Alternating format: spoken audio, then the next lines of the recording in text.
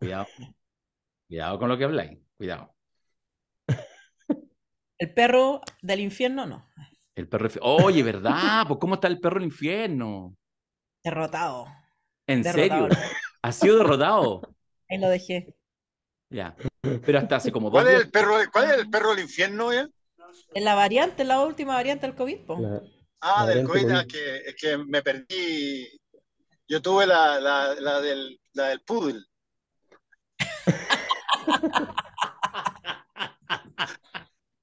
El poodle del purgatorio. La variante Hello Claro, Kitty. es la variante Hello Kitty de la cuestión. Está buena. No, pues parece que a la Matu la agarró efectivamente el perro del Oh, sí. infierno. Sí, está bien, güey. Éramos cuerpo a cuerpo y fue. Sí. Ella estaba esperando al negro del infierno y llegó el perro del infierno. Son dos cosas distintas. Cosa que no es lo mismo, ¿eh? Hay perros negros. Sí. No, pero me imagino que estáis viendo un negro del infierno, no un perro, po, weón. Qué fome. Es En un fin, perrito. Es una sí, manera cariñosa. sí. Oye, yo voy a partir de inmediato solo mostrándoles un video que, que yo de verdad estoy súper agradecido porque Alberto y yo vamos a iniciar un proyectito, una cosita, y la verdad que no pensamos que nuestro productor, nosotros tenemos un productor, aparte del productor de La Cosa Nostra, el productor de nosotros dos, digamos, como Que sociólogos, los viste, Reina. justamente, que nos viste peina, muy bien. Y este productor hizo las gestiones y la verdad que no sé cómo reaccionar a esta gentileza del expresidente de los Estados Unidos que grabó un video para nosotros y se los quiero compartir, aunque quizás a algunos les va a generar algún escosor, pero se los quiero mostrar. La Cosa Nostra, with Dario Quiroga and Alberto Mejil present, the Apprentice Chilean version. With them you will learn how to be the best political analyst.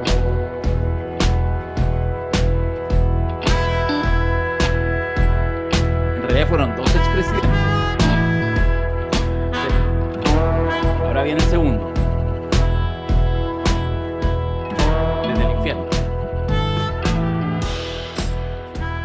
Learn to be a true political analyst and don't make the same mistakes as others. Trust in La Cosa Nostra, Dario Quiroga and Alberto Malo. Was you fired, you fired, you fired? Qué notable, ¿no? Yo lo he escuchado como 10 Oye. veces. Al principio dije, ¿qué guay dice? Alberto Mayor, Dario Quiroga. Eso. Espérate, déjenme chochar solo la primera parte, de ahí lo corto. La Cosa Nostra, with Dario Quiroga and Alberto Mejil present, the Apprentice Chilean version. With them you will learn how to be the best political analyst. Ya, está bien. El río Quiroga, el río Quiroga. Alberto Mayor, aprendiz. Oye, Alberto Mayor, del río Quiroga. lo tuve que escuchar varias veces. Van a ser seguramente muchos quienes están viendo el podcast, después van a decir, a ver, ¿qué? Pues si no sé qué dijo. Cualquier. No. Tenía subtítulos. Yo me estoy Trump. sigando. Trump. Sí. La Así que estamos inteligencia agradecidos. artificial. La inteligencia artificial. Yo no sé si tiene mucha inteligencia Trump, pero bueno, en fin. Pero sí es artificial, eso es claro. Pero Eso es claro. Pero con el proceso de inteligencia artificial. Sí. el proceso. Sí. Sí. También conseguimos uno con grabación de Morgan Freeman, que está un poco de capa caída, ya tuvo que ir a hacer Lucas a Qatar, y pasó a hacer Lucas con La Cosa Nostra y también nos grabó un aviso. Mañana lo vamos a mostrar en redes. Así que Ese costaba un poco más caro. eso costaba un poco más caro. Tíralo, po, tíralo. No sé qué, pues soy tímido. Vamos Ya, de a pero yo poco, quiero de a ver a poco. Morgan Freeman. ¿Ah? Yo quiero ver a Morgan Freeman. Aunque en el caso de Morgan ¿Viste? solamente es el audio, pero se distingue, porque habla Dios, pues, si Morgan Freeman es Dios. Ya. Sí, Sí, Yo y contratado Mandela por- también. sí, pues, es verdad. Efectivamente. Y Oye, no son bueno. lo mismo, ¿ah? No, por favor, pongámonos serios. Oye, el Napo es contarles que tenemos este taller junto con Alberto, partimos el próximo lunes y está toda la información en la página web seminarioslacosanostro.cl y hasta mañana miércoles 30, es la rebaja para poder inscribirse. Hay un precio especial de oferta y además ¿Están hay... vendiendo en verde? ¿Ah? ¿Están vendiendo en verde? Sí. ¿Cómo en verde? No, pues estamos vendiendo, empieza el seminario, el taller el próximo lunes. Pero No, pero eso hay es una en verde, fecha para con la con el rebaja, proyecto conocido. precio Sí, en verde. En blanco es no saber nada. en verde con el proyecto conocido. Claro, el proyecto. Ah, sí, es verdad, es verdad, es verdad. El... Así que, Ya me calenté, espérate. Oye, la gente en este minuto le gana, No oye, te pero... enojes por todo, no te Ya. enojes por todo, te enojes La por todo. Cosa Nostra, with Dario Quiroga and Alberto Mayo, present the Apprentice Chilean version. Está bueno, ¿no? Está buena, está buena. Dale, Morgan. La Cosa Nostra, with Dario Quiroga and Alberto Mayo, present the Apprentice Chilean version. Bueno, en fin, como están divertidas las... no. el taller va a funcionar con esa música todo el rato de fondo, ¿ah? Para que lo sepan. Oye, bueno, en todo caso, y cuando esté Fernando un día, yo creo ahí te vaya a meter, va a estar muy entretenido porque vamos a ser equipo, vamos a ser grupo y va a ser un verdadero reality. No se va a transmitir en ningún lado, lo vamos a transmitir entre nosotros, pero va a estar entretenido. Yo creo que va a estar súper bueno y va a estar de verdad muy bueno como ejercicio de análisis político, donde obviamente nos erigimos como O sea, tutores hablemos con un poco mayor... para pero decir que... una breve cosa sobre la parte propiamente pedagógica del asunto, es que en el fondo el análisis político, como todo tipo de análisis aplicado, eh, usa un repertorio uno usa un repertorio de conceptos, de hechos, de datos, de informaciones, pero fundamentalmente está en desplegar la capacidad analítica y tratar de encontrarle la vuelta y no caer en los vicios fundamentales, que siempre normalmente son 3 o 4 vicios que se repiten sistemáticamente. O sea, desde el vicio de decir exactamente lo que uno siente y no lo que está pensando, hasta el vicio que este es muy habitual en los analistas políticos, que es no decir nada. O sea, presentarse con un buen cartel y no decir absolutamente nada, pero usar un par de palabras y qué sé yo, y con eso, entonces la gracia es tratar de entrar un poco en materia y a partir de distintos casos, ¿ya? Construir entonces hipótesis plausibles. Yo, por ejemplo, hice un uno al día mostrando esta construcción gigantesca de hospitales que están haciendo en China, gigantesca, ¿ya? 200.000 camas nuevas, una cosa así descomunal por el tema COVID, ¿no? Entonces la pregunta que yo hacía es, ok, pero si esto lo ve la CIA, por obligación tiene que decir la pregunta, ¿y si no es COVID? ¿Para qué se están Es la preparando? obligación, porque supongamos que ellos dicen, oye, tal vez va a haber guerra. Entonces yo tengo equipamiento, ¿ah? Tengo que tener facilidades para poder operar en caso de que haya un conflicto armado. Entonces, eso también puede ser un factor. Entonces tú dices, bueno, entonces el análisis político tiene que ver con efectivamente decir, oye, veamos todo el panorama, el abanico de situaciones, porque una cosa que es COVID puede no ser COVID. Entonces, sin entrar en una tesis conspiranoica, porque eso no es una conspiración, es simplemente una cosa lógica. Si yo tengo en perspectiva que voy a tener una guerra y sé que mi ejército depende fundamentalmente, por ejemplo, de la cantidad de personas, y sé que no tengo la capacidad en los hospitales, justamente porque además hay COVID, de poder atenderlo, entonces me pongo a construir y lo necesito rápido, muy rápido, porque tal vez la guerra es en diciembre. Entonces, bueno. Mayola ha apostado plata respecto a diciembre, se viene intenso. Metafóricamente. Es más o menos, o sea, es más o menos lógico, digamos. Ahora, obviamente eso depende, uno lo sabe cuál es la capacidad real de cada uno de los actores. Entonces no sabe si en realidad se van a atrever a entrar, qué sé yo, Rusia a dar un paso adelante, cosas así. No se sabe porque supuestamente la información que manejamos, pero la información que manejamos nosotros no somos expertos y creo que los expertos tampoco manejan mucha información real, porque en este momento en la guerra de Asia no sabemos realmente si le ha ido tan terriblemente mal a Rusia como para que no pueda seguir, o si le ha ido lo suficientemente bien, no bien, pero no bien no le ha ido, pero lo suficientemente bien para sostenerse en el camino. Entonces, todo eso es parte del ejercicio de hacer análisis político. Yo me compro todas las revistas y todas las cuestiones de política internacional, las leo, pero también hay que decir que, bueno, o sea, estas revistas vienen diciendo una serie de cosas que se equivocan un montón de veces, con unos académicos súper académicos, porque en el fondo se establece un discurso oficial que muchas veces hay que revisar. Entonces la idea es que vayamos generando también la capacidad de poder revisar esos discursos oficiales. Vamos a ver cómo anda. Ahí les ¿Pero vamos. esto nomás o hay que ir a juntar agua? No sé. No sé. O sea, yo creo que este es un momento, tú sabes que hay unos estudios que se llaman de perspectiva, pero que son súper sencillos en el fondo. No es que se pueda investigar realmente el futuro, lo que se hace es que se le pregunta, no sé, a 100 expertos internacionales preguntas concretas. Entonces, el próximo año va a pasar esto, en 10 años puede pasar esto. Tienen que decir sí, no, sí, no, sí, no. Y entonces ponderas de acuerdo a la respuesta de los 100 expertos los rendimientos. O sea, tal país va a dejar de estar entre los 10 más, con la economía más grande, tal país va a estar... Todo eso es parte del asunto. Hay algunos sociólogos que han trabajado, había uno muy famoso que logró predecir la fecha en que se acababa la Unión Soviética, la fecha. Y cuando lo fueron a buscar, dijo, no, me equivoqué. ¿Cómo que se equivocó? No sé, dijo el 90. No, dijo, me equivoqué. Yo dije el 90 y fue el 89. O sea,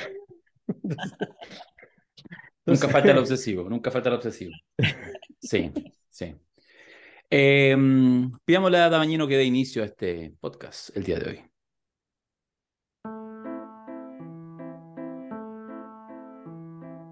Y al final estuvimos toda la semana hablando de camiones, de divisiones gremiales y de promesas de restablecimiento del orden público que solo se escucharon duras en los patios de La Moneda, porque bastaba que la orden cruzara la Alameda y llegaba como un tímido susurro al cuartel general de Carabineros. Y a 24 horas que termine noviembre, pasará otro mes sin acuerdo para retomar el proceso constituyente. ¿Alguien se atreve a apostar cuándo se pueda acordar algo? Ya ni siquiera les pregunto qué es lo que se acuerda en el Congreso. Sencillamente, ¿cuándo? ¿O tendrá que ser un regalo que pidamos al viejito Pascuero? Aquí comienza La Cosa Nostra.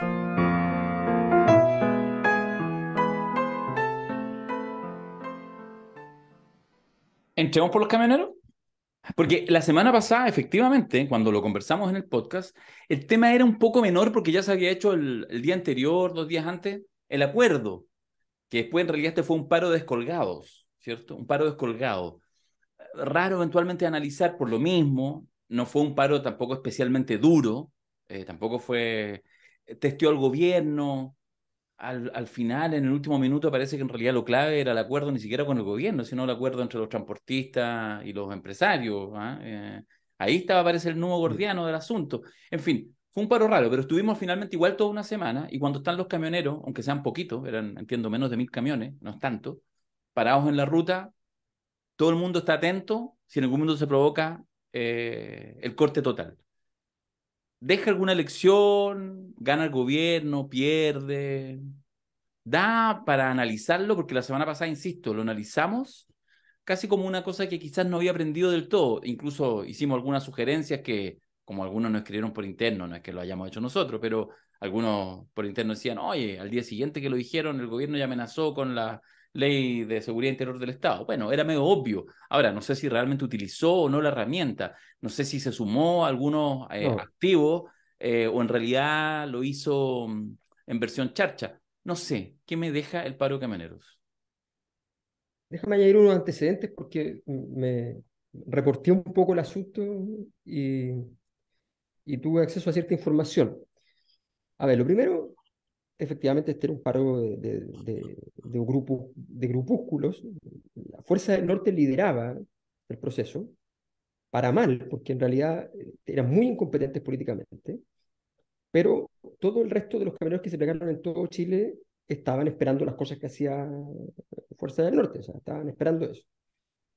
El nivel de descapitalización del grupo que estaba en paro era enorme. O sea, en el lugar llegaban las esposas de ellos a reclamarle, diciendo que esto era una estupidez, que esto, o sea, así mal, una situación horrible. Además, están llenos de multas todos los días, obligatoriamente, que no tenía que pasarle multa, y por tanto, si no hay una salida política que establezca una anulación de esas Un multas, van a perdonazo. tener un problema. Claro, pero es un tema súper delicado porque justamente al no tener capital político son unos camioneros que creyeron que los paros de camioneros, porque tú tienes unos camiones, son todos los paros fuertes. Como que los camioneros son camioneros y punto.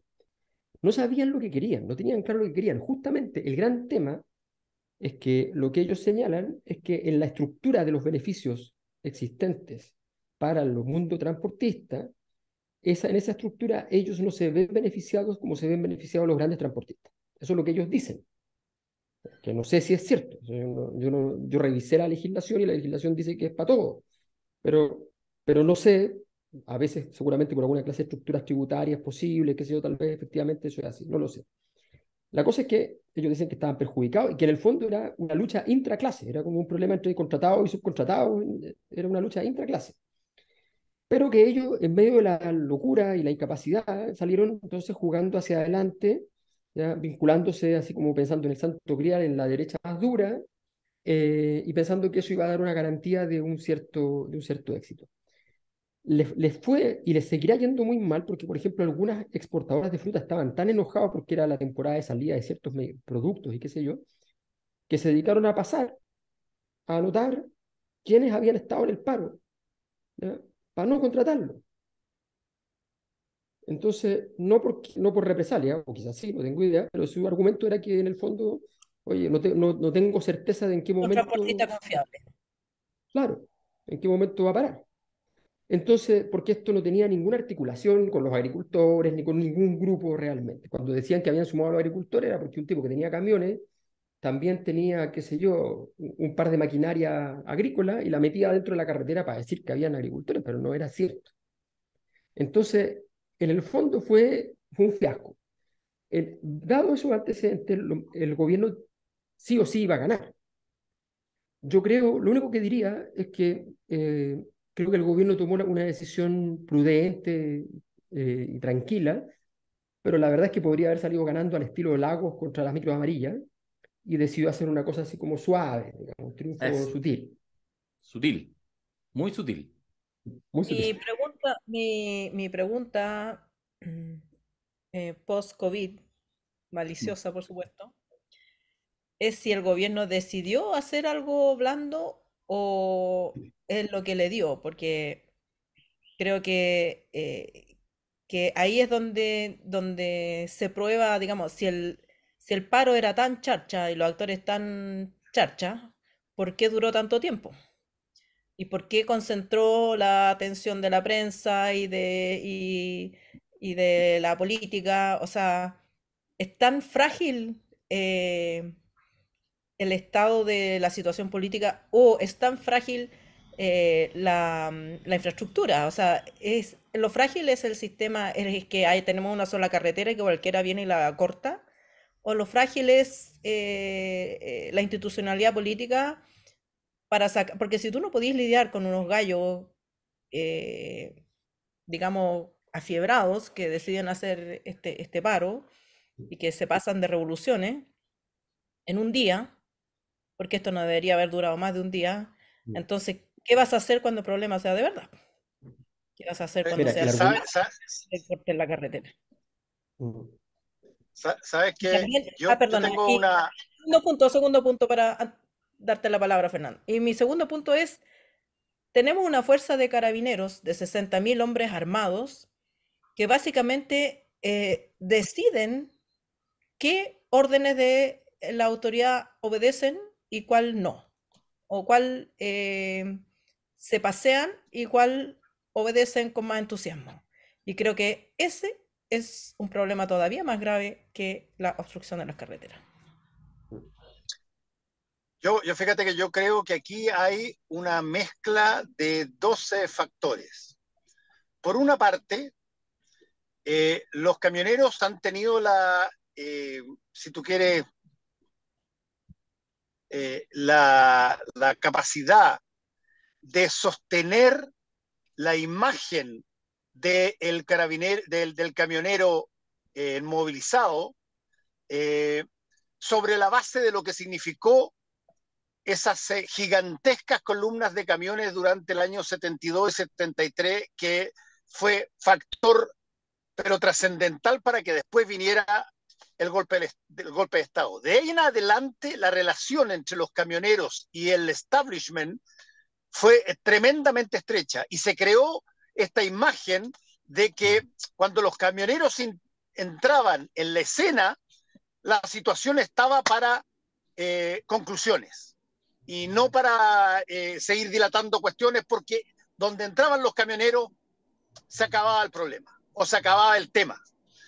Y creo que desde algunas instancias que se hicieron con anticipación, o sea, con anterioridad, incluyendo el movimiento de micreros que desbarató Ricardo Lago, lo que estamos viendo es una situación muy similar a lo que pasa con algunos partidos políticos que fueron trascendentales, brillantes, sacaban 25, 26 parlamentarios solos sin necesidad de juntarse con nadie y que hoy día están deshechos en hilada.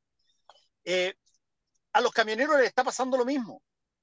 Siguen viviendo de esta eterna imagen de que fueron absolutamente indispensables para generar el ánimo que derivó en el golpe militar, pero de ahí en adelante, cada vez que han intentado tratar de hacer lo mismo y erguirse como el patrón con fuerza del movimiento transportista contra el gobierno de turno, han tenido una derrota. Y creo que están, si que me permiten hacer una analogía política, están, si tú quieres, y perdónenme si que hay algunos que están escuchando y que forman parte, pero esto es un deshilachado, como está deshilachándose la democracia cristiana, como se está deshilachando la centroderecha, como se está deshilachando el Partido Socialista. Y tratan de recurrir a la imagen histórica, potente, fuerte. Cada vez que salimos, todo Chile se para. Y incluso los mismos camioneros hoy día le hacen tapa, tapita, tapón.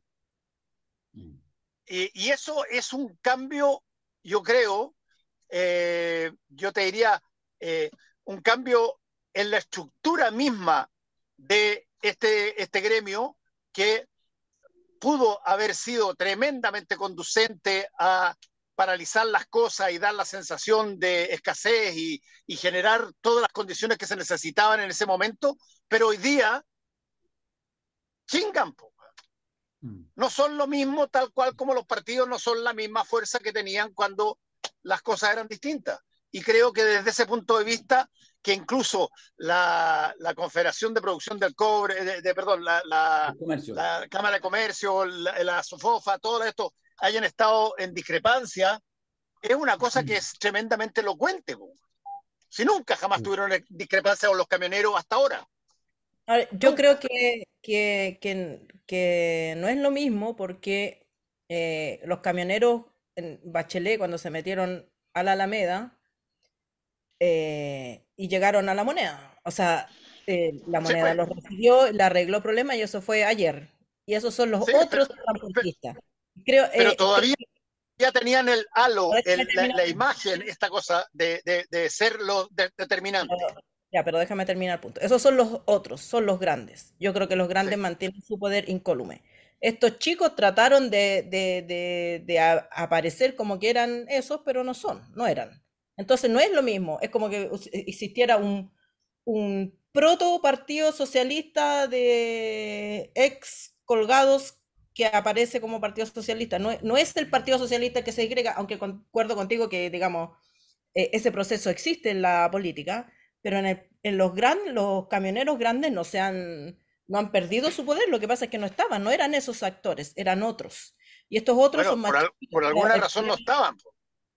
Bueno, claro, por alguna razón no estaban, pero el tema es que no es que hayan perdido el poder. Estos son otros, son chicos, son unos otros que son más bien choferes de camiones que dueños de empresas de camiones. Son personas de 800 lucas al mes. Exacto. Entonces, en este otro escenario, la pregunta es: ¿por qué un actor tan pequeño provoca, digamos, concentrar el tema de agenda por tanto tiempo? Me parece que Más muestra de Sí, pero, debilidad que de fortaleza. pero hay varias cosas que dices tú, Ale, que, a ver, hay una cosa en que yo ahí concuerdo con Fernando que tiene que ver con el tema de que en el fondo, independiente que efectivamente el poder real de los camioneros no es este grupo, al usar mal la herramienta, estos que también se llaman camioneros para efectos públicos, sencillamente le destruyen la magia al movimiento. Es cierto que si paran los otros, la eficacia de esa parada es distinta y el peso político es distinto, pero la magia es súper importante. O sea, la magia es esa sensación de que, pararon los camioneros, entonces tal cosa. Ahora cuando paren los camioneros la siguiente vez van a tener que dar la demostración de fuerza, no va a bastar con el mito del pasado. Entonces, eso en ese sentido es importante porque además el gobierno aprovechó y metió baza y dijo, mire, ¿saben qué? Ahora nosotros vamos a tener que ver el tema, apareció el tema del cabotaje marítimo, que es una prebenda histórica de los camioneros, apareció el tema de la carga ferroviaria, que es otra prebenda histórica para los camioneros, que no hayan esas cosas, que no pueda parar un barco en Santiago y otro barco en Antofagasta y bajar carga allí, y que estés obligado a bajar la carga en el lugar donde la vas a bajar y tenga que agarrar camiones hasta Antofagasta, o sea, una cosa absurda, ¿no? Entonces, eh, leyes únicas y exclusivas en la historia de la humanidad. Pero todo ese tipo de cosas está en discusión. Ahora, respecto al punto de por qué el gobierno no entró a disolverlo rápidamente, los argumentos que se esgrimen desde el gobierno, así, hablando con fuentes de gobierno, es que los informes de carabineros, justamente, Ale, lo que tú estabas diciendo, los informes de carabineros marcaban que era en la práctica imposible hacer una acción, por ejemplo, de despeje de todos los camiones, porque tenías que tener una cantidad de grúas, una cantidad de, qué sé yo. Había toda una tesis respecto a la logística del asunto, cosa que en ¡Qué política nunca sorpresa! debiera existir. ¡Oh, nos Pero sorprende! espérate, O sea, pero y no pero podí espérate, hay detener otro factor, a los choferes y poner a Paco manejando, que se maneja por en Guanaco, supuesto, manejar en camiones. por de pronto, y además agrego un punto no menor, como este grupo no tenía una capacidad logística importante, este grupo no tenía dónde quedarse, no tenía lugares para ducharse, no tenía, porque los camioneros muchas veces andan con toda clase de prestaciones, se instalan con unos baños Por químicos, supuesto, tienen... el paro de camiones funciona porque hay gente financiando que les paga, les mantiene el Exacto. sueldo, Les que cabía les solo la paga, parrilla. que les imprime los panfletos, o sea, digámoslo, siempre han sido instrumentos de otro poder todavía mayor. Sí llegaban en la mañana, llegaban gente así como Partido Republicano a dejarles, qué sé yo, empanaditas y cosas así para comer, pero, pero no, efectivamente no tenían un financiamiento que les permitiera, por ejemplo, tener baños químicos, cosas por el estilo. Entonces, ¿qué pasaba? Que esto no me lo van a creer, pero en la noche la mayoría se iban a dormir a sus casas, a dormir a sus casas. El camión quedaba solo, ¿ya? Y se iban a dormir a su casa. O sea, podían agarrar el camión y llevárselo. Springfield. Oye, al respecto, yo creo que es buena la discusión respecto al peso específico que todavía mantienen los camioneros. Es claro, digamos, más allá de la síntesis final que uno puede hacer, que efectivamente quienes hicieron este paro no es el poder total que sí tienen cuando las grandes confederaciones de transportistas de camiones se meten. Yo creo que en ese sentido, Aliados con los otros poderes, claro. que siempre ha sido así. Y en ese sentido, en esta lógica, perdonen, queridos amigos y amigas de la Cosa Nostra, pero en este momento en que uno no sabe si en realidad lo que tiene que analizar es un gobierno de izquierda en marcha o más bien analizar el tiempo previo a la llegada de la ultraderecha al poder formar en Chile. ¿Eh? Yo estoy ya hace algunos meses con esa disyuntiva abierta y me imagino en este tiempo histórico no sabiendo cuál de estos dos momentos transito. Obviamente, potencialmente ambos a la vez, pero lo digo porque efectivamente esto que mencionaba Alberto del Partido Republicano, a mí fíjate que sí me llamó la atención, porque una cosa es un tuiteo, pero hubo un despliegue al nivel del Partido Republicano y del Team Patriota y todas estas cosas, que no es una cosa especialmente ni formal ni nada, pero no por ello no es bien orgánica, que es una cosa más doblemente compleja. Es decir, tiene la capacidad de la flexibilidad, pero no pierde justamente capacidad, digamos, elástica. ¿Ah? Y Pero esta en esta cosa pasada perdieron porque quedaron vistos como testearon, muy... testearon. Yo creo que testearon. No sé si Claro, perdieron. No, no sé si perdieron. No, yo creo que no sé, testearon.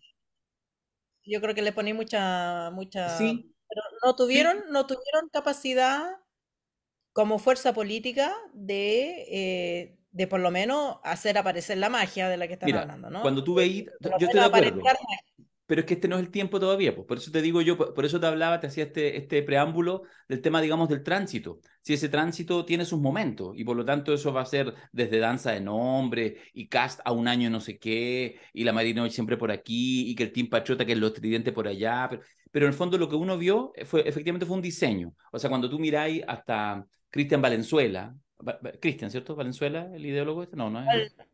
No, ¿De quién? Valenzuela, el guatoncito, ¿Leo? el que anda con caspa a todas Ah, partes. No. el otro. No, lo dije mal, no es Cristian Valenzuela. Ya, No.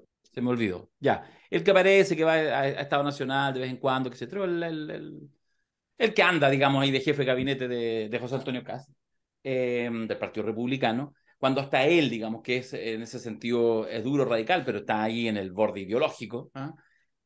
Asume los costos, porque efectivamente tirarse en el Prime un apoyo a los camioneros es lo que tú decís, efectivamente yo creo que pierden un poco, pero yo creo que hacen un testeo. Lo hicieron orgánicamente, en todas las frecuencias en que ellos funcionan, es decir, con una diputada en terreno, que la tienen ahí, a asumir sus costos, pero son, oye, esos son cuadros políticos, compañeras y compañeros, esos son cuadros políticos. De hecho, lo concateno con la segunda idea que quería plantear, no le echo la culpa al gobierno, porque el gobierno gobierna, está bien, y con eso ya está más que suficiente. Pero la fuerza política, la fuerza generacional que está en esas posiciones, ¿ah? Y que por lo tanto sostiene, ¿hubo alguna expresión en alguna parte de Chile? Algo, una junta de vecinos, una organización no sé cuánto, que fuera a pintarle un mono a los camioneros, que fuera, qué sé yo, a romperle un par de vidrios, no porque eso yo lo desee, sino porque yo esperaría, justamente en análisis global, que habiendo un gobierno y una fuerza impugnadora, igual con derrota de 4 de septiembre, todo lo que tú queráis, que tiene que ser capaz de no solamente gobernar, sino que además mostrar un camino, yo siento que en eso lo que uno ve, lo que yo veo, cierro con esta idea, es permanentes derrotas. Independiente que el gobierno haya hecho quizás lo que tenía que hacer. También es una muestra de la irrelevancia del movimiento. No fue un movimiento lo suficientemente potente como para que hubiera gente que destinara tiempo, recursos y energía a ir a pintarles el mono. Digamos, la gente estuvo más bien expectante a ver qué pasa con esta cuestión. Mm. Y claro, fuera a mamarse los tacos y en momentos circunstanciales no se detuvo el suministro de alimentos, no hubo un gran problema. Entonces, también la gente es racional en ese sentido, pues no voy a organizar a la gente para que vaya a pintarle el mono a unos pintamonos. Fíjate que yo voy a insistir, Las mujeres hicieron lo suyo. sí, yo voy a insistir en un punto que a mí me parece bien interesante de conversar, que es el punto de la imagen histórica cuando se trata de buscar capitalizar esa imagen histórica en tiempo presente. Y no siempre eso pasa a ser equivalente o idéntico. La imagen histórica del camionero que paró a la Unidad Popular, que colmó las calles llenas de camiones en su momento, el año 72, 73, la idea de que a partir de ahí se traspasó una cantidad gigantesca de recursos, desde los trenes a los camiones, porque había que hacer el pago de Chile por lo que habían ellos hecho, y toda esa situación creó una imagen que se empieza a desbaratar un poquitito con la situación de los micreros, pero que eran micreros, no eran los camioneros. Y yo creo que esto que ha pasado, por la razón que sea, y comparto muchas de las cosas que han dicho, le pega medio a la imagen histórica que se conversa, que se dice de estos imbatibles que cada vez que salen cambian las cosas. Y yo creo que muchas explicaciones pueden haber de que estos son grupos más pequeños, no son los grandes transportistas, lo que tú quieras. Pero uno fue de alguna manera educado en la idea de cuando los transportistas salían, oye, las cosas cambiaban. Y desde ese punto de vista, a mí me da la sensación que las cosas no son tan equivalentes ni son tan esperables como uno podría suponer, y desde ese punto de vista concuerdo con Darío, los partidos políticos están obligados a mirar políticamente cuáles son las nuevas herramientas para intentar, sobre todo la oposición o las oposiciones que les toque, enfrentar al gobierno y tratar de buscar lo que siempre hacen las oposiciones en Chile, de incomodarlo. Y hoy día, con todo lo que pasó, el incómodo, a mi modo de ver, fue la imagen del camionero heroico, extraordinario, que por el nombre de Chile era capaz de cambiar un gobierno. Sí. Sí, pero también puede ser una ilusión, yo creo que sea una ilusión pasajera. O sea, si se hubieran movilizado los grandes y tienen este resultado, hablemos. Sí, Y eso ¿Por qué no se movilizaron los grandes? ¿Por qué tiraron a testear el agua a los chicos? Pero porque yo creo que no testearon. Yo creo que no no testearon. tenían un movimiento. Yo creo No que tenían- sí. Yo creo que sí testearon. O sea, no, Yo pero creo que lo que quiero testearon. decir es que lo que hubo fueron descuelgues. Y de hecho lo que hubo fue ciertas pugnas. No fue un Es que acuerdo. Pero que les permitió yo tengo la testear y ver impresión, debilidad, sí. yo tengo la impresión de que igual testearon. O sea, tú puedes testear convocando a testear, que es una cosa muy incómoda y difícil, pero tú puedes darte cuenta que están entrando, les puedes decir, sí, sí, vayan, ¿no? Lo que lo otro interpretará como, sí, vamos, somos la vanguardia y después vendrán estos atrás, y dejarlos en estacada cuando te das cuenta que no hay... ¿Por qué? ¿Por qué digo esto? Porque como me puse a revisar todos los beneficios que se le habían dado a los camioneros, qué sé yo, los beneficios vencen en diciembre del 2022.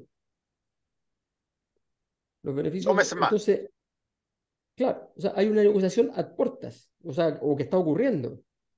Entonces, es razonable que los grandes hubiesen dicho, bueno, testeemos, o sea, veamos si podemos, porque no nos olvidemos que usted, si compra petróleo, paga una cifra, pero los transportistas no pagan la misma cifra. Pagan mucho menos. Esto pero ¿alguna de esas prebendas se va a terminar razonablemente? ¿Hay fuerza No. política? Se termina, No. no, legalmente se terminan el Pero se van 31 a de diciembre. renovar. No, se van a renovar. Bueno, Sí. ese es el punto. Los O sea, que camioneros dirán, Ese era el punto. no están en riesgo de que no se renueven. ¿a No hay son de ningún qué? riesgo. Nadie- ¿A son de Y el qué nos gobierno, vamos a renovar? nadie había planteado, de hecho ahora alguien plantea, oye, recordemos que tienen todos estos privilegios, pero si no hubiera habido este paro, se renuevan sin ninguna fuerza política. No hay fuerza política para Ese es un contrafactual que no tenemos idea si que se podría haber ocurrido ya o me no. salían los contrafactuales, ya Así entonces no somos. hablo. Lógico, o sea, pero ¿qué queréis que te diga? No puedo garantizar que eso hubiese pasado. No, pero el hecho real es que el gobierno había presentado algún proyecto, eso no es contrafactual. ¿Existe algún proyecto, programa, planteamiento del gobierno previo al paro de decir, ¿saben qué, señores, país, ciudadanos, ciudadanas, en diciembre no vamos a seguir con estos privilegios, le vamos a recortar estos privilegios a los camioneros? ¿Estaba eso en la mesa? No, pero tampoco estaba,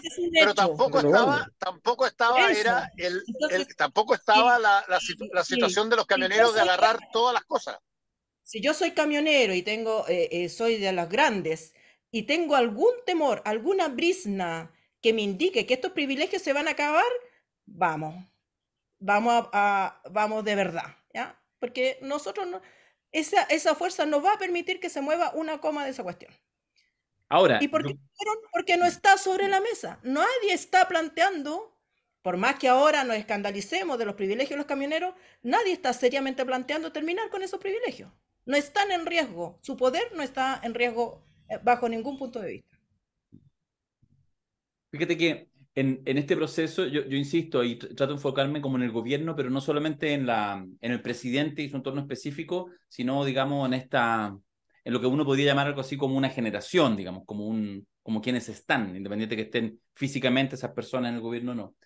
Y yo miraba, por ejemplo, las disputas que se hacían en matinales, ¿ya? Pensando en las disputas que se hacen en los matinales, donde en general tú sabes ahí, la mayoría de los actores políticos, los camioneros en este caso, que van siempre a las perdidas, en un debate con Neme, en un debate con JC, etc. pero disputaron. Porque yo creo que hay un avance de sectores que entienden que después del 4 de septiembre lo que hay que hacer es ir, como diría Bannon, cuando tenía que ir a hacer la disputa ideológica en todos lados, hasta en los centros de estudio, bueno, que tienen que ir a hacer una disputa ideológica en todos lados. Entonces, vuelvo a decir que este paro, pichiruchi y todo, yo creo que hay un gobierno que es pírrico, o sea, un triunfo que es pírrico para el gobierno, porque tiene que ver con que lo logró administrar y no fue terrible, y lo cerró, incluso uno puede decir, ay, sí, de acuerdo, finalmente no cambió nada en las próximas 48 horas y todo. Pero, nuevamente, el testeo que se hace es que ni en este paro pichiruchi hubo capacidad de pasarles por encima. Por lo Ese tanto, es hay el una punto. gran debilidad. Ese es el punto para mí central. Es que en esta puesta en escena picante, igual movilizaron a la atención del Estado y la energía del Estado en resolver un conflicto picante, y esa es una muestra de debilidad. Lo hayan hecho para testear o no, quedó demostrado que hay una debilidad, y también hay una debilidad en el control de la fuerza policial, que también me Brutal, parece brutal. brutal, porque digamos, una fuerza policial que toma partido respecto de cuáles son los asuntos que va a atender y cuáles no. Y se pasa por buena parte, digamos, las instrucciones de su jefe, que es el Ejecutivo. Déjame A hacer... ver, Sí, dale, dale, una dale. cosita Dale, dale, rápida, muy dale. corta. El, el 2019 se renovó, el 16 de enero del 2019, se renovó el mecanismo de reintegro parcial de impuesto específico al diésel por 4 años. Esto es noticia de la página del Senado. 21 votos a favor, 8 en contra, 5 abstenciones. Y esto termina, dice el último párrafo, se extiende por 4 años más el régimen transitorio de reintegro del impuesto específico al petróleo, diésel, a las empresas de transporte de carga. Esto es hasta el 31 de diciembre de 2022. O sea, técnicamente, si no pasa nada en el camino, se acaba esto. Pasará. Pasará, Alberto Pasará, Mayol. Créelo. pasará. Pasará. No sabemos en qué, ni cómo, ni si ya está pasando, pero pasará. El mismo Senado que financió el Museo de la Memoria Ese será el mismo. mismo. Dos cosas cortas, 15 segundos. Una en realidad. A propósito, digamos, de cuando tú decís, ya, pero ¿cómo cierra esto? ¿Quiénes ganan? Juan Sutil. Impresionante. Está casi de prohombre. Y además que Juan Sutil, además es vaca y le sigue resultando. Hizo lo mismo ahora, es decir, se erigió, ayudó, destrabó, fue duro en algún minuto con los camioneros, no sé qué, pero sale él como un articulador, lo tiene que valorar todo el mundo, incluso el gobierno, por lo tanto, su perfil, o sea, a Sutil le está pasando el mismo proceso, digamos, de transformación, de transmutación de Chalper. O sea, uno los tenía de candidatos a Fredo permanente y hoy en día ya no podís, porque efectivamente uno se podrá burlar en su forma, en sus modos, pero el tipo le van resultando las jugadas y le van resultando. Y Juan Sutil, insisto, se erige en este articulador y una vez que ya tiene ese poder simbólico, de alguna manera quedó, no estamos hablando de un gran conflicto, pero bueno, lo que dejó esta semana como un gran articulador, ¿qué hizo hoy día? Dijo con toda su claridad que el triunfo es para los camioneros, ¿ah? Y de alguna manera le pegó una ninguneada una vez más al gobierno. Ojo, gobierno, a quienes invita a que se luzcan con sus conflictos. Claro, ahí sí. Eso es una cosa que también tienen que evaluar permanentemente, porque aquí... Y es una cosa que también se negocia y que digamos, necesita ahí un quiebrapiernas para que... ¿Qué es lo que se va a salir a decir? Eso también se negocia y no parece haber sido el caso. ¿Fiscal Sutil era nacional torpe y o ahora constituyente? Sutil. Perdón, Alberto, te interrumpí. No, te decía que Sutil era torpe hace nada y lleva un par de meses que Sutil es sutil y una Es cosa sutil. sorprendente. Maravilloso. Así es.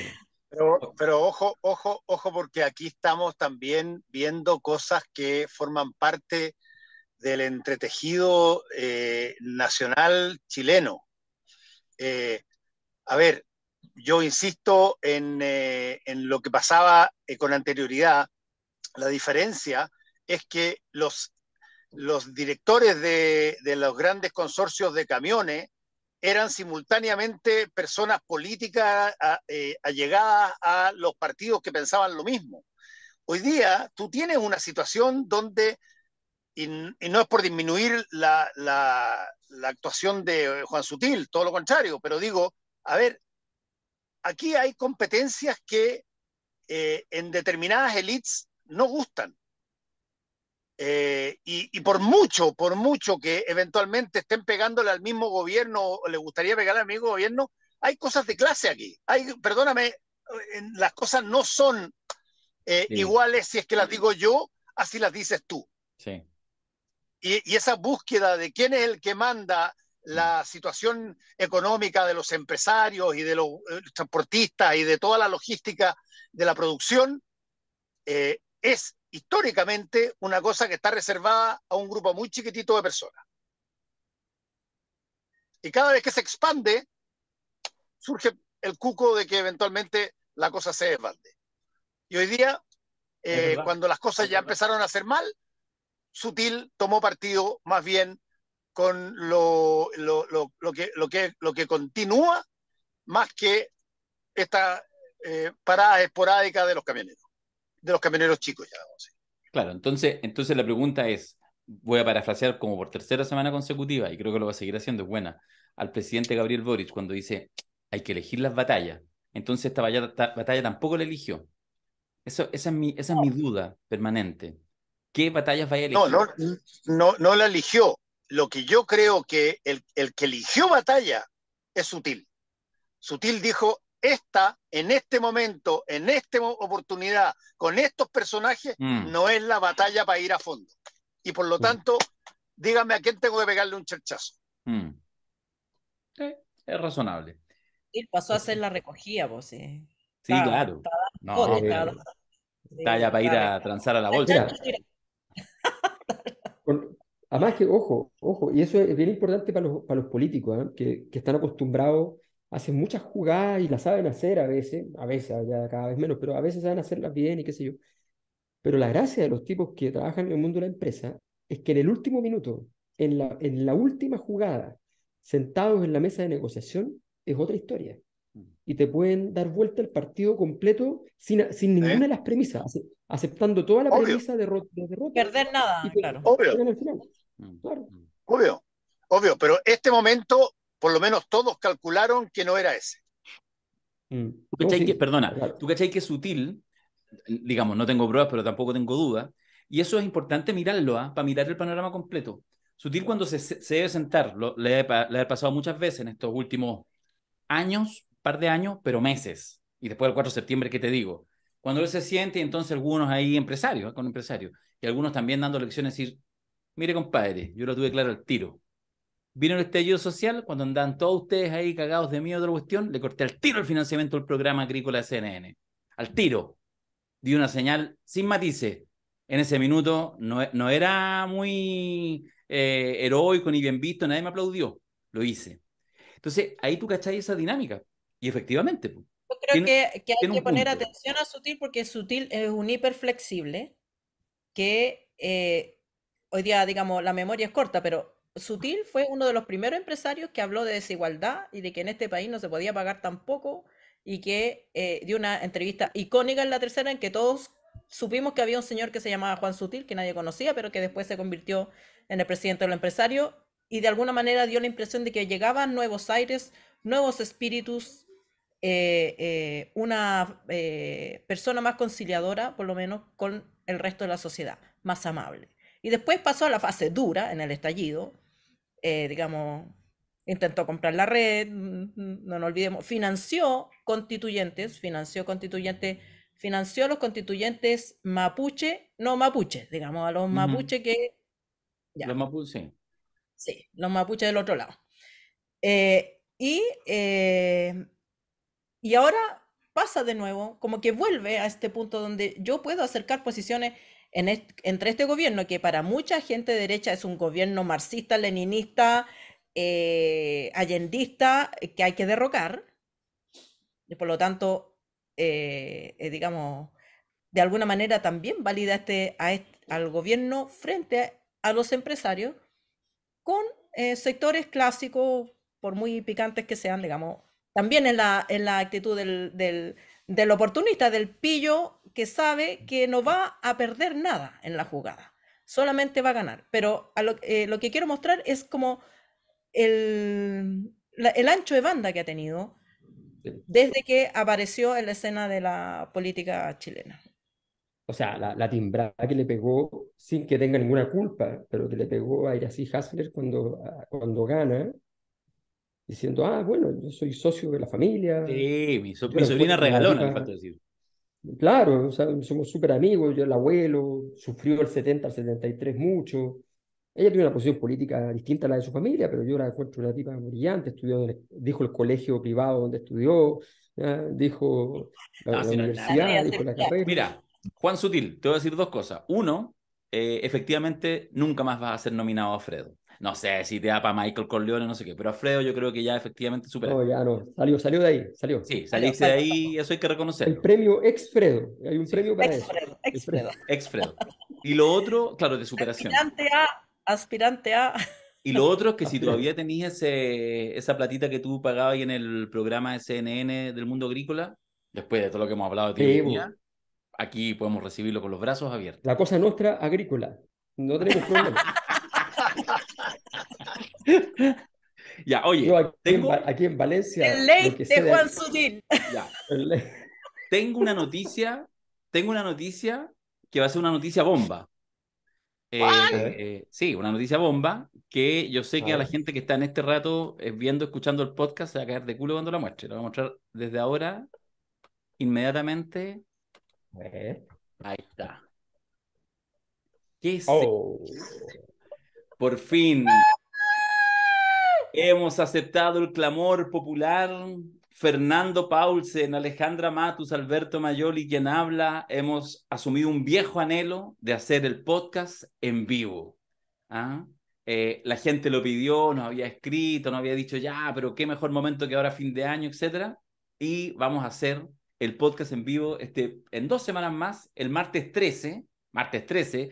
No te El casas ni te 13, o embarques. sea, Para que quede todas las cagadas ahí. Para o que, sea, o sea, perro así. del demonio, nada. Alpargata al lado del martes 13. No, la va a ser un desastre, no va a funcionar nada. No, en fin, va a ser un desastre, El que no termina con intoxicación alcohólica no puede entrar. justamente. Exacto. Pero tú puedes ser testigo. Mira, esto es una cosa que nosotros no hacemos, porque cuando nosotros hacemos cosas y actividades, seminarios, talleres, lo hacemos por un infinito amor a la comunidad de Cosa Nostra, pero también le damos sustentabilidad al proyecto. Por lo tanto, en este caso, esto es prácticamente una actividad, sí, pero precio popular, 5 lucas, básicamente para pagar los gastos de teatro y logística. Y nos vamos a juntar el martes 13 a las 7 de la tarde en el Seina, en el Teatro Seina, ahí a media cuadra del Metro Universidad de Chile, Arturo Prat 33. Eh, Instituto Nacional, en la página. claro, a un costado del Instituto Nacional, el Seina es el centro de extensión del Instituto Nacional, una sala maravillosa donde está funcionando hace ya un tiempo atrás el Cine Arte Alameda, en una sala que es más pequeñita, y el auditorio grande del Seina, que es un teatro espectacular, donde se hizo La Cosa Nostra en vivo el año pasado. Vamos a estar los cuatro, Alberto Mayol, en una pantalla gigante que mandamos a comprar especialmente a China. Ahí hicimos una cosita ahí, a propósito de los hospitales. Es del tamaño de la muralla. Justamente, nos trajimos un pedazo de muralla china, una Es que pantalla. mira Claro, ahí está. la proporción de la cabeza de Mayol con nuestros cuerpecitos. O sea, No, pero esa Total. proporción es real. Claro, y si uno dice eso, dice, ay, no se habla, no se califican los cuerpos. estoy hablando de cabeza nomás, no del A ver, cuerpo. no, No del resto del cuerpo. oye, Darío, ¿y por qué no hacemos una... ¿Te acuerdas la campaña de Melenchon que actúa en dos lugares al mismo tiempo con un holograma? Ah, tú siempre has querido. Hagámoslo, Yo po. siempre he querido hacer eso. Ya, pues veamos Hagamos la un holograma. tecnología con un holograma de Vamos. Mayol. Eso Pantalla estaría bueno, ¿eh? verde, Está ¿Eh? bueno. Está bueno. Nos ponemos en pantalla verde, la Matu, Fernando y yo nos ponemos un traje de cuero con cuestión. Ahí algo hacemos, algo inventamos, algo inventamos. Ya, oye, están ya a la venta las entradas, se meten en este instante, ya están en la página web seminarioslacosanostra.cl. Como dijimos, este es puro cariño de verdad, este es un cariño de fin de año. Hace mucho tiempo que nos vienen pidiendo que hagamos alguna vez un podcast. Hicimos en rigor algunas cosas que eran los seminarios finales en el Estadio Italiano hace 3 años atrás. Grabamos por ahí un podcast que está en vivo con gente, pero después ya nos agarró la pandemia, nunca pudimos. Nos animamos a esta sala que es grande, la del Seina, así que 5 lucas, precio único, el que llega primero se sienta adelante y así hasta atrás, y después la platea alta, pero los invitamos a participar, va a haber harta sorpresa, entretenido. no es un show, no es un espectáculo, no es un stand-up. Es el podcast de La Cosa Nostra, que lo vamos a hacer con público, y obviamente, seguramente diremos las mismas tonteras que ahora, Después, pero nos reiremos más. cuando termine la grabación, ¿qué Ah, no pasa? Oh, sé, Ay, no sé yo. No respondo por mí. no respondo por mí. Así que eso, yo creo que en este minuto ya Paulsen, Matus ya se están arrepintiendo, pero ya hicimos los llamados, No, yo no pedimos... me arrepiento de nada si ese es mi problema. Oye, yo tampoco, Jenny Recreterian, weón. Está bien, Ah, No me arrepiento de nada. bien, me gusta. pero Fernando después tiene que irse, sí. Sí, pues, Yo, ¿cómo se yo tiene que después ir? tengo que irme, pero oye, pero tengo harto rato más después de que tengo que irme. ¿A Si es dónde que se- en vivo, si en vivo hay como 4 horas antes que llegue a CNN. a la No, la última meta es mirada, que Fernando no se vaya, chiquillas. claro, y Eso. que ese día Vamos tenga a que ir, lograr que claro, Fernando se vaya. sí, Cavada haciendo ahí el reemplazo. Le vamos a avisar a Cavada, que es amigo nuestro, y le vamos a decir, Cavada, Avisamos. por si acaso no te programé ese día en la noche, ¿Acaso sí, arregla a tener el traje ahí planchadito a la entrada de la casa porque vaya a tener que partir? No, pero espérate, es que no digáis cosas que son imposibles. Él no puede planchar su ropa, si no deja de ser no, Rafa deja de Cavada. ser Rafa Cavada, sí, pues. Bueno, claro. Lógico, Tiene Pero es que hay patentado un la planchado risa y la arrugado. ropa arrugada, sí. claro. Oye, el Morales o constituyente, nos queda para un temita, un temita. Es que de la constituyente, ¿qué vamos a decir? Lo que hemos venido diciendo del día 1, murió. Sí. ¿A son de qué? Ya, entonces, ya, pero démosle 3 minutos y déjame citar, le escribí a Fernando, ¿cuál calcetinero? El domingo, que además encuentro que estuvo súper buena la dupla de entrevistados de Tolerancia Cero.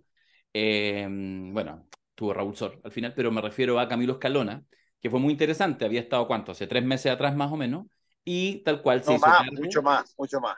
No, no tanto, pues acuérdate si estuvo un par de meses antes quizás de la convención, de la votación. ¿Sí? Sí, pero, sí, pero, sí, Invitaron al factotum.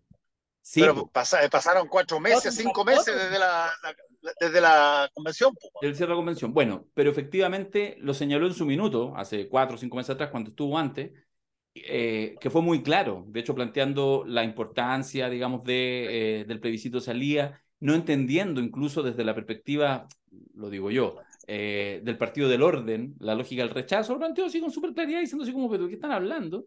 Y bueno, se perdió y por lo tanto no le quitó, y eso para mí fue lo interesante, lo cito a Escalona, no para que hablemos Escalona, salvo que ustedes quieran, sino porque efectivamente esta cosa, porque de alguna manera, ¿qué es lo que deja en la entrevista Escalona? Y que yo me parece interesante como pregunta, que en el fondo él dice, hay que ver en qué condiciones avanza esta constituyente, porque si es el camino 100% pavimentado por la derecha, por los grupos más conservadores, etcétera, o sea, ¿para qué nos vamos a sumar a, no sé, pues a barrerle las hojas a un costado, digamos, de este camino pavimentado para legitimar algo que, si ya se perdió? Él fue muy categórico en eso. Por supuesto que se abre la posibilidad de secretario general del Partido Socialista, quieren avanzar en algún acuerdo, pero entiende que no puede ser cualquier acuerdo. Y eso en general como que no se dice, es mala palabra, porque más bien lo que hay que tratar de hacer desde los sectores más cercanos al gobierno es traspasarle la responsabilidad a un eventual fracaso a la derecha. Pero él en realidad en eso, en estos tiempos, es más honesto en su análisis. Es cierto, Ale, que lo venimos conversando hace semanas, estoy totalmente de acuerdo. Digo que quizás como ahora estamos cerrando noviembre y ya no hubo acuerdo en noviembre, o sea, ahora tendría que ser ya con pan de Pascua, y si ¿A no con son de qué? ¿A son de qué? ¿A son de qué? Y si no con No, no, hawaianas no, en enero, no. Pero es Yo que, Rodrigo, es que hay yo preferiría hablar sobre deserción escolar, sí. sobre problemas graves que siguen, digamos, vigentes sin solución y sin atención política, más que seguir hablando de una constituyente que para mi juicio ya, chao, ya fue. ¿chao? ¿Ya fue? A mí, digamos, Sí, sí. La Ale lo dijo hace para rato. ustedes. Yo lo declaré en el Mercurio, o sea, ya de que efectivamente no hay espacio real. Ahora, no te garantizo una cosa, toda esta estupidez tiene una explicación aún más estúpida, y es que van a lanzar el acuerdo constitucional para Navidad, De verdad, no es jurando, chiste. jurando que es lo máximo, así como, no, Nuevamente la fotografía con las manitos, no, pero con un pesebre, con un pesebre. ¿Quién abraza al burro? Ahí van a preguntar. El burro ahí Firmado, en firmado, la para selfie. Navidad. La selfie. Te lo regalo, para Navidad. Bueno, pero insisto, las consecuencias de que eso incluso suceda, eh, Bueno, las veremos en Navidad. las veremos en Navidad. Sí, yo también tengo la sensación de que Pero algo se va a acordar. No, de que eso sí, algo se va a acordar, pero no es proceso constituyente. Digamos, una salida por la puerta de sí, atrás. Sí, ya. sí. Saquémonos este cachito. Yo creo que Hagamos. todo finalmente va a terminar en, en si hay un grupo pequeño de personas que designan quiénes son las personas que van a formar parte de la nueva convención. Si es que eh, eso es lo que prima, yo tengo la impresión de que no va a haber acuerdo ni siquiera en Navidad. Puede ser. Y hasta ahora básicamente en la derecha han habido diversas posiciones y yo creo que pueden confluir todas a que haya una designación desde tanto el Congreso como una mezcla de Congreso y gobierno y oposición para quienes son los que componen la nueva convención. Si es que la nueva convención no es elegida, probablemente vamos a tener que trabajar en cuáles son los medios para poder legitimar que eso es algo válido, Sí, que no es fácil. ¿Eh? Bueno, en esa misma dimensión, uno podría decir, oye, hablemos de que mañana se vota en el Senado la ratificación de José Morales como nuevo fiscal nacional, o sea que el Sí. titular ya está. También uno duda si es noticia o no es noticia, porque es como que sí, obvio que va a ser. Y ahí, Oh, bueno, claro. Es que ya dijimos todo. También ese es un tema triste, pero no hay otra vía pavimentada, no hay un candidato, digamos, guardado por si rechazan a Morales, no hay nada. Entonces, ya, van a ratificar a Morales y seguiremos, yo creo que en la línea de Abbott, más o menos. Sí.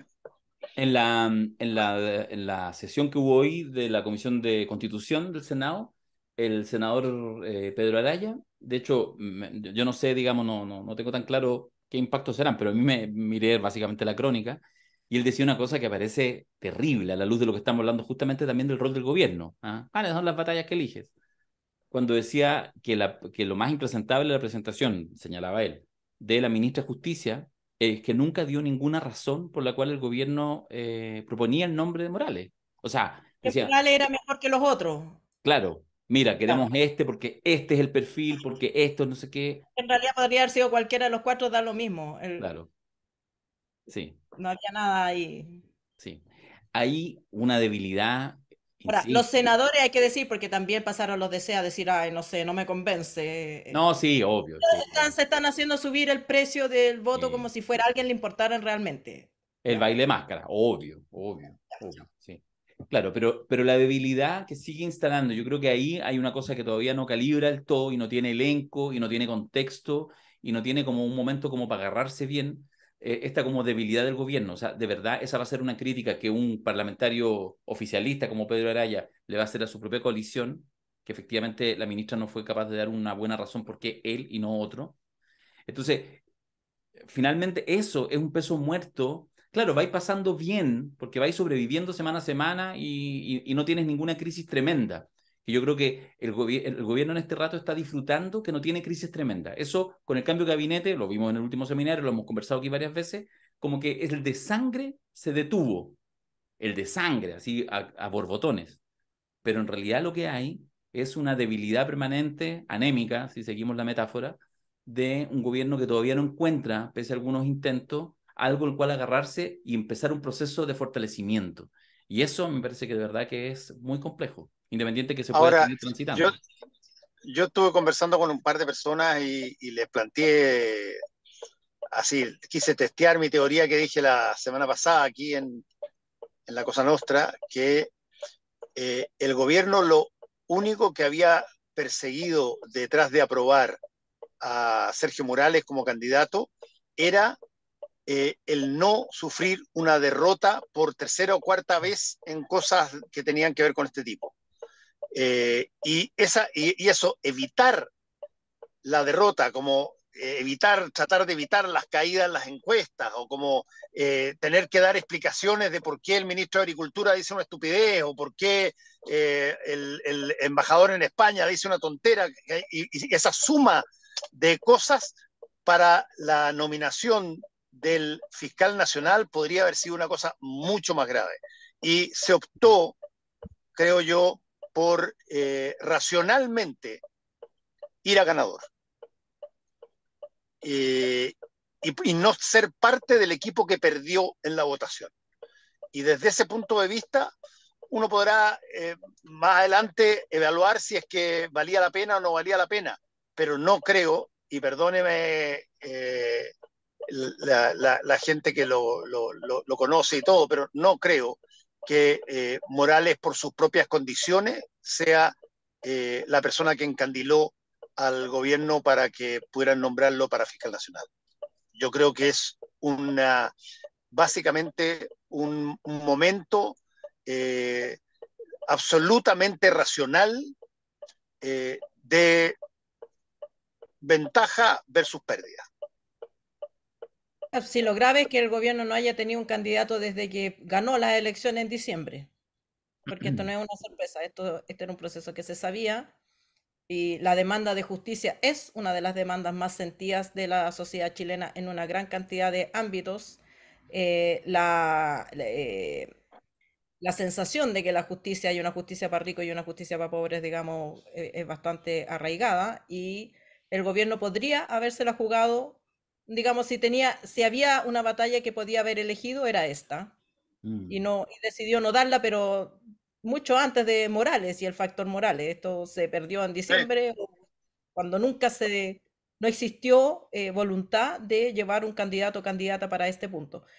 Como si se la jugó, por ejemplo, Bachelet para nombrar a Carlos Cerda, que no iba a ser fácil en la Suprema, pero era un cambio epocal. Que Cerda llegara a la Suprema era un mensaje, aunque durara ya 3 años, porque le quedaban 3 años para jubilar, que Cerda llegara a la Suprema era un mensaje de época, y podría haberlo conseguido, sobre todo pensando en el futuro y en la idea de que por alguna parte tiene que empezar a emparejarse la cancha. Si no la vas a emparejar en el sistema económico, si no vas a cambiar el modelo económico, el modelo de Estado, si no vas a cambiar un Estado subsidiario por un Estado social de derecho, bueno, por lo menos nombra al fiscal nacional. Y eso me parece a mí un abandono ya total de cualquier propósito político. Y claro, por supuesto, gobernar y llegar a fin de gobierno es un propósito deseable para cualquier gobierno. Yo no creo que eso sea reprochable, pero de las batallas que hay que elegir, a mí me parecía que esta valía la pena darla, y no se dio nomás. Estoy de acuerdo contigo. Sí, Yo creo que además que el fracasar y ser derrotado, yo creo que en ciertas situaciones es mejor ser derrotado. Absolutamente. Mejor ir a dar la pelea. En esta hubiera sido, claro, porque hubiera derrotado contra los poderes, digamos, el Partido del Orden, hubiera sido máximo. Claro, porque además reivindica tu propio sentido de la existencia. Si la existencia tuya está en esa derrota, o sea, este es un momento Julito Martínez, digamos. Julito Martínez, y le habláis a los tuyos, y le habláis a los tuyos. Claro, venga a decirte, mira lo necesario que es esto, porque efectivamente nuestra impronta, nuestra ética, nuestra moral es distinta y tenemos que lograr triunfar de aquí para adelante. Pero en vez de eso, tú dejas de lado tu discurso, y eso es súper destructivo sin que haya sido derrotado siquiera. Entonces, creo que fue muy mal negocio. Nos quedan 5 minutitos y tú, Alberto, me pediste el video. ¿Mostramos el video? Sí. ¿Queréis abrir una reflexión? Sí, que tiene que ver con lo que decía la también. Este es el video, lo voy a dejar ahí sin volumen. Buscamos una edición donde están los rostros tapados, de una noticia, digamos, una noticia anecdótica terrible, y que efectivamente está evidentemente utilizada, que es esta de los chiquitos que sacaron unos cuchillos, y que tiene que ver con una gran ofensiva. Yo se los planteaba por interno como una pregunta, digamos, esta crisis de la inseguridad en Santiago Centro, o van por Iracy Hasler, digamos, o ambas a la vez, puede ser una o la otra, etc. Es que, ¿sabes qué? Justamente ese es el punto que yo quería plantear, porque yo vi a un conjunto de gente en general de derecha que planteaba el tema de la inseguridad y qué sé yo. Yo lo que veo aquí es una cosa completamente diferente, y mucho peor, que tiene que ver con el tema que planteaba la Ale, y que tiene que ver o sea, una de las patas es el tema de la deserción escolar. Lo que veo es lo siguiente: esos dos niños que están allí son niños vulnerados en sus derechos, ¿ya? Esos dos niños que están allí, resulta que lo más probable es que vengan, como suele acontecer, de familias que anteriormente fueron también niños vulnerados en sus derechos, y que cuyo camino en la historia, cuyo espacio de desarrollo posterior, sin escolarización adecuada, sin condiciones de construcción moral adecuadas, normalmente terminan entonces en el mundo del AMPA, en la delincuencia, en el peor de los casos trabajando en cosas bastante ominosas, bastante graves para ellos, bastante peligrosas, con altas probabilidades de ser asesinados, de matar, de suicidarse, con altos niveles de inseguridad. Y lo que quiero decir, y esto se lo he dicho a un montón de autoridades, he ofrecido, porque yo tengo, por el tema de familias de acogida con mi esposa, conozco el tema por dentro, y hay muchas cosas que se detectan. Les quiero decir lo siguiente: este es un tema, cuando uno habla de los 30 años, para decirlo con uno de los rayados que había en la época, el Sename colapsó antes que el metro, ¿ya? Esto es una vergüenza. O sea, nuestra política de infancia es una vergüenza. Y esa política de infancia no es una vergüenza solo moral, que lo es una vergüenza moral sin duda, pero nos quedamos con eso siempre. Estamos en esa parada permanentemente de la cosa moral. Y resulta que no es solo un tema moral. Se lo voy a decir como para la gente que le gusta esta cosa en términos de plata. Esto cuesta carísimo a los países, carísimo, porque eso después son crímenes, eso después son suicidios, eso después son desescolarizaciones gravísimas, son problemas Desafección psicológicos, social y sociales, desafección al sistema democrático también. desafección total al sistema democrático. O sea, a ver, miren, si tú intervienes a los 3 años, es muy distinto que si intervienes a los 6 años, es muy distinto que intervienes a los 8 años. A los 3 años ya es tarde. Pero tú, para intervenir, necesitas, por ejemplo, que ese niño tenga un psicólogo todas las semanas por 20 años. Por 20 años. Y no cualquier psicólogo, un muy buen psicólogo. Necesitas que tengan terapia ocupacional. Necesitas que tengan psicopedagogo. O sea, ahí van, ¿cuánto? ¿600 lucas mensuales? ¿Ya? Entonces, resulta que esa intervención, en Chile los casos más graves son alrededor de 20.000, los casos totales de infancia vulnerada son como más o menos 200.000, los niveles de detección temprana son relativamente bajos, los protocolos existen, a veces se logran, pero la detección temprana es escasa. Van y llegan en el hospital, se detecta que hay a los 6 meses, qué sé yo, que están con desnutrición, a los 6 meses, no tienen que darle leche de la teta, no, están con desnutrición, que hay problemas de cuidado, o gente que deja a los niños en residencia, apenas nacen, y los van a ver una vez cada 2 meses. Y esos niños no son susceptibles de adopción porque los van a ver una vez cada 2 meses, una hora. Y no van los papás, sino que va el tío. Y no pueden pasar a adopción, están ahí presos, ¿ya? Entonces, sin musculatura, porque no tienen cómo sacarlo y hacer ejercicio con los niños, porque no hay personal para eso. Voy al tiro, dale. Pero lo que pasa es que de verdad es una cosa vergonzosa. Hay que hacer cambios legislativos, hay que establecer, aquí sí la política de voucher, que les encanta a la gente de derecha, aquí sí esa política vale, porque esas familias de acogida, por ejemplo, o adoptiva, van a necesitar apoyo para poder llevar a los niños al psicólogo, al psicopedagogo, para poder hacer proceso de reinserción adecuado, con profesionales. Esto no depende de gente súper amable. Es súper complejo, es súper difícil. Son niños que vienen con padres con consumo de drogas, la madre con consumo de drogas durante el embarazo, que provienen probablemente de familias donde vieron mucha violencia, donde vieron eventualmente abusos sexuales, donde sufrieron eventualmente abusos sexuales. O sea, estamos hablando de una situación gravísima, ¿ya? Y de repente, entonces toda la legislación de repente dice, no, pero es que lo que pasa es que esa familia todavía tiene el derecho de, qué sé yo, porque resulta que el tema de la identidad, a ver, vean la casuística, revisen los casos y vean hasta dónde llega eso. Porque de verdad, o sea, aquí hay una serie de errores que se están cometiendo y esto es una vergüenza y es un problema futuro de gran envergadura y no se está haciendo absolutamente nada. Hoy, ayer, antes de ayer, 10 años, 20 años, 30 años, 50 años, lo que quieran. Yo he escrito e investigado harto sobre el tráfico de niños en Chile desde el siglo XVIII, que es un tema que me interesa y me he metido.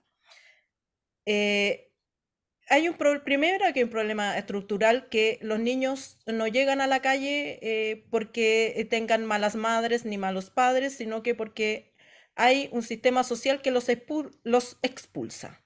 Entonces, normalmente, en este caso, por ejemplo, los niños defendiendo con cuchillo, pensamos que son niños completamente vulnerados y que hay que quitárselos a su mamá.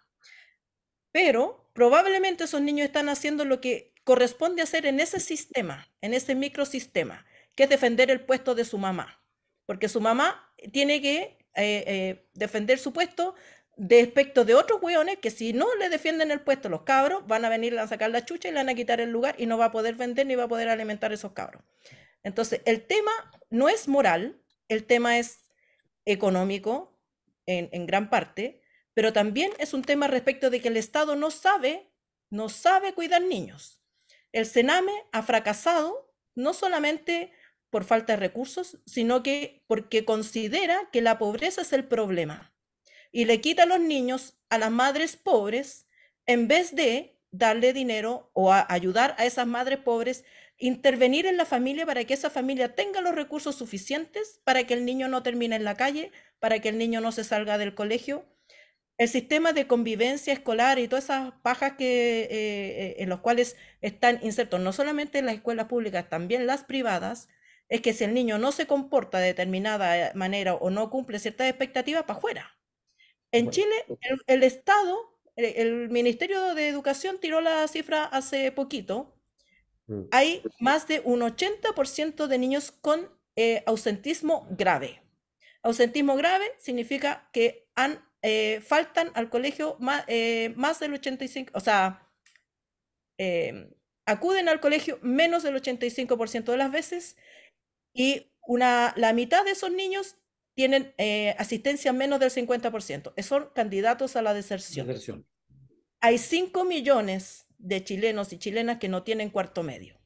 Entonces, cuando hablamos de la promesa de la educación y de reconvertir el sistema productivo chileno y que la inteligencia y que vamos a usar el capital humano, ¿de qué chucha estamos hablando?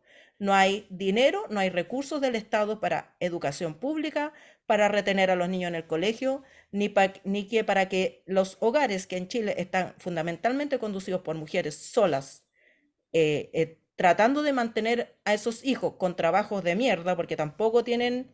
digamos, el trabajo femenino en Chile, fundamentalmente trabajo doméstico. Esa es la participación de la mujer en Chile en el mercado laboral, trabajo doméstico. ¿Con quién dejan a los niños?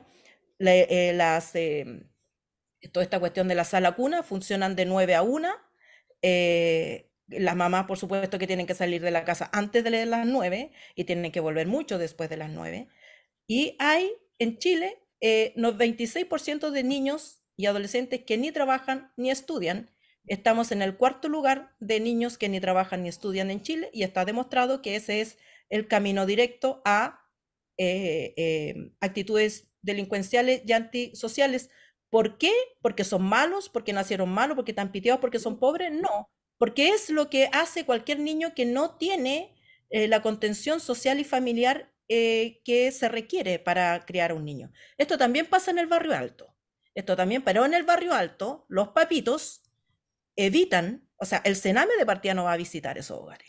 Hay niños que son abandonados, que sufren los mismos problemas. Se van a la Plaza San Enrique, chupan, toman, matan, o atropellan a una cabra, o matan a un señor, como ocurrió en el caso del hijo de un senador famoso, pero hay plata ahí para sacarlos del sistema. Los pobres van al Sename y después a la cárcel. Entonces, hay una hipocresía, pero enorme. Y a mí me parece que esto de poner a los niños con cuchillo, weón, ¿qué queréis que hagan? ¿Qué van a hacer si tienen que defender el puesto de su mamá? De los otros, hay un sistema ahí operando. No son niños que salieron con cuchillo, que son psicópatas potenciales. Están dentro de un sistema violento que protege esos puestos, porque esos puestos son ingresos para los respectivos grupos y es la ley del más fuerte. Entonces, hagámonos cargo de lo que está pasando en realidad. Yo solo un comentario muy breve, compartiendo, creo que son extraordinarias intervenciones las que han hecho. Es que además, porque en el fondo, ¿cómo opera en términos comunicacionales este video y otro? Opera en algo que está instalado, con razón o sin razón, ¿sabéis qué? Ni siquiera me interesa calificarlo, respecto a el problema de inseguridad en la comuna de Santiago.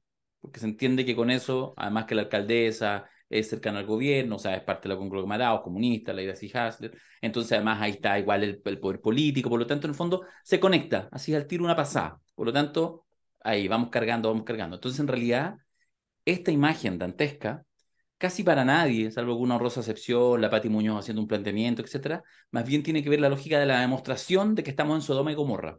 Así opera, ¿cachai? Y por supuesto la pasada, oye, los pobres niñitos, pero en realidad opera más bien en eso. Es la demostración de que estamos. Otro dato, Perdona. Carabineros, pero otro dato para que se quede con tu análisis. Carabineros informó que este año llevaron a las comisarías a 65.000 niños, entre niños con sus derechos vulnerados y niños que cometieron actos delictivos. La menor proporción son niños que cometieron actos delictivos. Pero ¿cuál es la conclusión que saca la gente? Hay 65.000 niños cometiendo delito.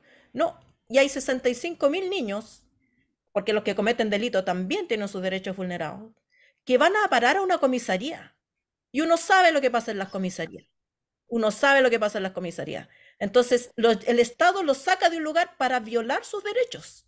Y los mete al cename para seguir violando sus derechos. Y terminan en un hogar donde hay círculos de prostitución esperando que lleguen cabritos nuevos para meterlos a la prostitución infantil.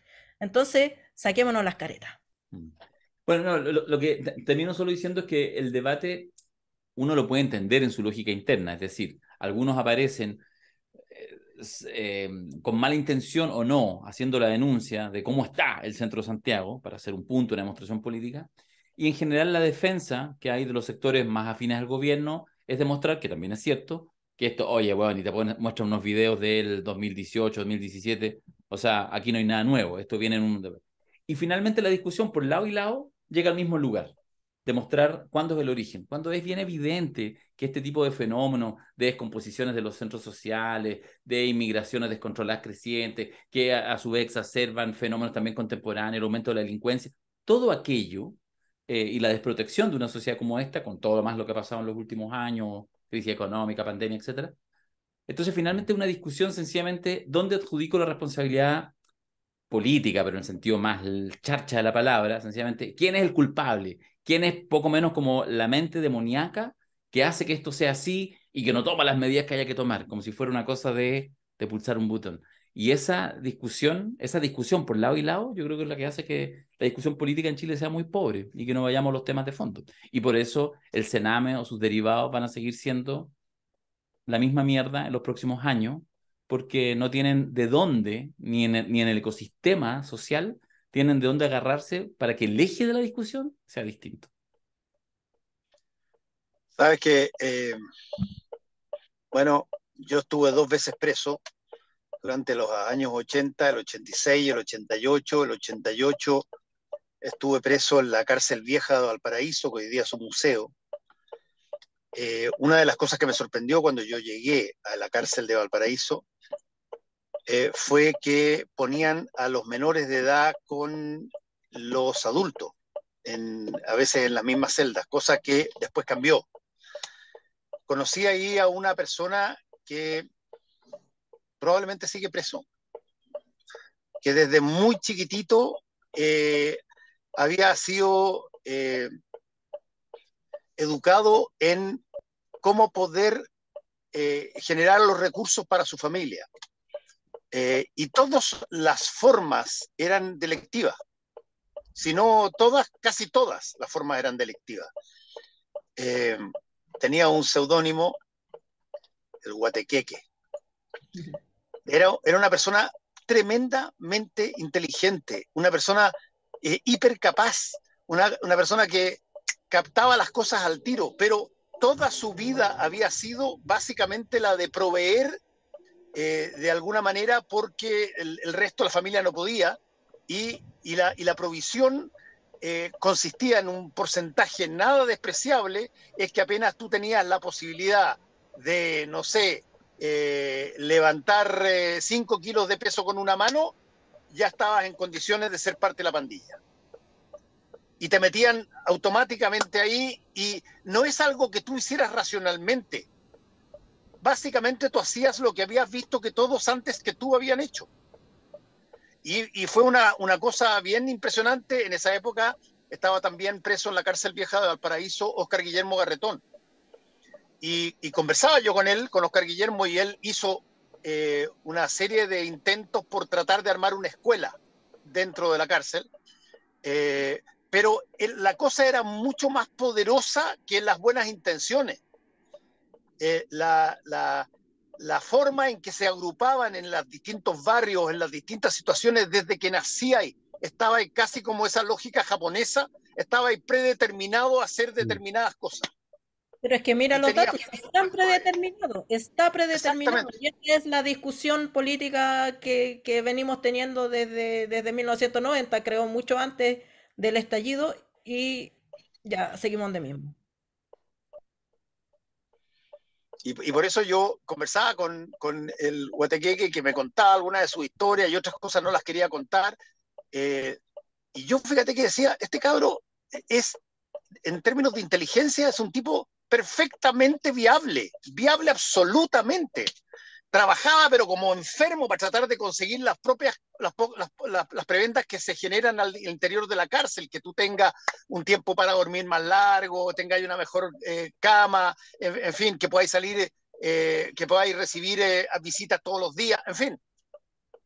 Pero era extraordinario. Pero, oye, el drama es que tú lo veías, nosotros salimos, y tú lo veías a él cuando nos fue a despedir, y decías, weón, si yo vuelvo 10 años más, 20 años más, lo voy a encontrar aquí.